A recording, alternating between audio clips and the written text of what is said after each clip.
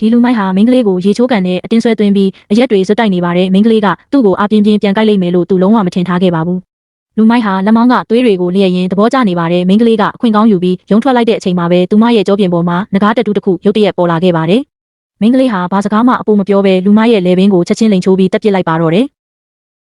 တကယ်တော့ဒီမိန်းကလေးဟာရှန်ဟိုင်းဝေါ်လုံကိုင်းချုပ်ရဲ့သမီးဦးချင်းချင်းဖြစ်ပါတယ်ကြောပြင်ကငကားတတူးကတော့သူမရဲ့ကလေးစားချေချင်းပြဓာတိုင်ပဲဖြစ်ပါတယ်သူမရဲ့ဖခင်ဟာဂျပန်စစ်တပ်ကိုတော်လှန်ခဲ့လို့ဂျပန်တွေရဲ့အစိတ်ခတ်လုပ်ကြံခြင်းကိုခံခဲ့ရပါတယ်။ဂိုင်းသားတွေလည်းအမြင့်ပြတ်ချေမှုန်းခြင်းခံခဲ့ရပါတယ်